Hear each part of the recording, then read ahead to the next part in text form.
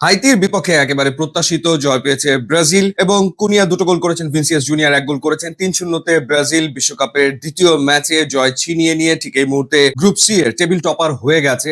এবং হাইতির বিপক্ষে ব্রাজিল যে অনায়াসে জিতবে সেটা অনুমান করাই যাচ্ছিল, কারণ এর 3 আগের সাক্ষাতে হাইতির বিপক্ষে ব্রাজিল গোল করেছিল সব মিলিয়ে 17টা। তো প্রথম ম্যাচে মরক্কোর এগেনস্টে আসলে ব্রাজিল যে ফুটবলটা খেলেছে সেটা দর্শকদের মন ভরাতে পারেনি, এবং যোগবর্ণিত বা ব্রাজিলিয়ান ফুটবল বা ব্রাজিলিয়ান সাম্বা সেটা আসলে মাঠে দেখা যায়নি। সেই কারণে এই ম্যাচে দর্শকদের প্রত্যাশা ছিল যে ব্রাজিল তার ক্যারিশমেটিক ফুটবলটা খেলবে, এবং ফার্স্ট হাফে সেটা আসলে তারা খেলতে সক্ষম হয়। এবং এই ম্যাচে স্টার্টিং লাইন আপে কুনিয়াকে রাখা হয়েছে, এবং ম্যানচেস্টার ইউনাইটেডের এই ফরওয়ার্ড সুযোগ পাওয়া মাত্র সুযোগটা কাজে লাগিয়েছেন। ইনফ্যাক্ট মরক্কোর বিপক্ষে স্টার্টিং লাইন আপে তাকে কেন রাখা হয়নি সেটা নিয়েও ঢের আলোচনা হয়েছে, এবং কার্লো আনচেলত্তি তিনি মরক্কোর বিপক্ষে শুরুর একাদশে রেখেছিলেন ব্রেন্টফোর্ডের স্ট্রাইকার থিয়াগোকে, এবং থিয়াগো একেবারেই নিষ্ক্রিয় ছিলেন প্রথম ম্যাচটাতে। সেই কারণেই কার্লো অ্যানচেলত্তি এই চেঞ্জটা করেছেন, এবং চেঞ্জটা কিন্তু পুরোপুরি কাজে লেগে গেছে। এবং কুনিয়া কিন্তু একটা দারুণ সিজন কাটিয়ে এসেছেন ম্যানচেস্টার ইউনাইটেডে, সুতরাং ডেফিনেটলি আমার মনে হয় যে এখন থেকে ব্রাজিলের প্রত্যেকটা ম্যাচে স্টার্টিং লাইন আপে কুনিয়াই আসলে থাকবেন। এবং কুনিয়া গোল করেছেন 23 মিনিটে, 36 মিনিটে, এবং যথারীতি এই ম্যাচে আরো একবার ভিনিসিয়াস জুনিয়রের ম্যাজিক কিন্তু দেখা গেছে। তিনি নিজে একটা গোল করেছেন, একটা গোল অ্যাসিস্ট করেছেন। ইনফ্যাক্ট কুনিয়া যে দুটো গোল করেছেন সেই দুইটা গোলেই আসলে তার কন্ট্রিবিউশন ছিল। সো ভিনিসিয়াস জুনিয়র মরক্কোর এগেনস্টেও একটা সুপার গোল করেছেন, এবং হাইতির বিপক্ষেও তিনি একটা গোল করেছেন। এবং বলা যায় নেইমারের অনুপস্থিতিতে ব্রাজিলকে রীতিমতো টানছেন ভিনিসিয়াস জুনিয়র। আরো একটা ট্যাকটিক্যাল চেঞ্জ করেছিলেন কার্লো অ্যানচেলত্তি। সেই চেঞ্জটা হলো তিনি রক্ষণ ভাগে দানিলোকে একেবারে শুরু থেকে খেলিয়েছেন, স্টার্টিং লাইন আপে তিনি আসলে ছিলেন। আর চিন্তার বিষয় হলো রাফিনার ইনজুরি। রাফিনা ইনজুরিতে পড়ে গেছেন, যদিও মরক্কোর এগেনস্টে রাফিনার পারফরমেন্স খুব একটা ভালো ছিল না, এবং ফ্যানরা হতাশ ছিলেন। তারপর রাফিনা খুবই গুরুত্বপূর্ণ একটা প্লেয়ার। ফার্স্ট হাফে তিনি ইনজুরিতে পড়ে মাঠ ছেড়ে যান, এবং তার জায়গায় পরবর্তীতে নামানো হয় বোর্নমাউথের রায়ানকে।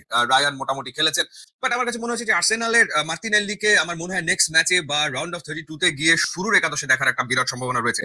মার্তিনেল্লি যতটুকু সময় পেয়েছেন ততটুকু সময় কিন্তু নিজের ঝলক দেখিয়েছেন। ইনফ্যাক্ট একটা শট যেটা নিয়েছিলেন, যেটা ক্রস বারে লাগলো, ওইটা যদি গোল হতো, এটা একটা দেখার মতো গোল হতো। এই দিন অ্যানচেলত্তি এনরিককেও ট্রাই করে দেখলেন, এবং এনরিক তো বল জালে জড়ালেন ঠিকই, কিন্তু সেটা অফসাইডের কারণে বাতিল হলো। ইনফ্যাক্ট দুইটা ঘটনা ঘটেছে, রাফিনার একটা অফসাইডে বাতিল এবং এনরিকের একটা অফসাইডের কারণে আসলে বাতিল হয়েছে।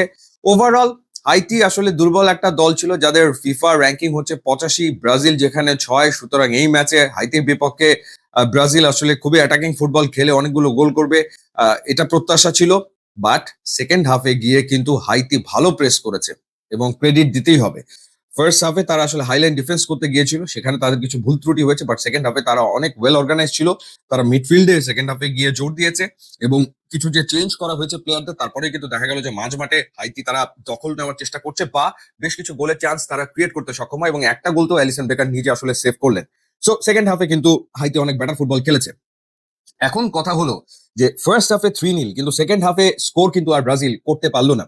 তো ধীরে ধীরে রিদমে ফিরছে, বাট নেইমারের অভাব যেটা, সেই অভাবটা কিন্তু আছে। নেইমারকে আসলে লাগবে, বিকজ রাউন্ড অফ 32-তে গিয়ে ব্রাজিল প্রবাবলি ফেস করবে আইদার নেদারল্যান্ডসকে, ইউরোপিয়ান টিম, অথবা জাপানকে, অথবা তারা ফেস করবে সুইডেনকে। সো রাউন্ড অফ 32 কিন্তু ব্রাজিলের জন্য খুব একটা সহজ হচ্ছে না। তো তার আগে আরো একটা ম্যাচ আছে স্কটল্যান্ডের এগেনস্টে, যে স্কটল্যান্ড মরক্কোর কাছে 1-0 গোলে হেরেছে, এবং তারা হাইতিকে 1-0 গোলে হারিয়েছে। তো সেই ম্যাচে ব্রাজিল কেমন করে সেটা দেখার ব্যাপার। বাট ওভারঅল ব্রাজিল আসলে তার চেনা রিদমে ফিরছে। গোল আরো হতে পারতো সেকেন্ড হাফে, ডেফিনেটলি সুযোগ আসলে অনেকগুলো এসছিল।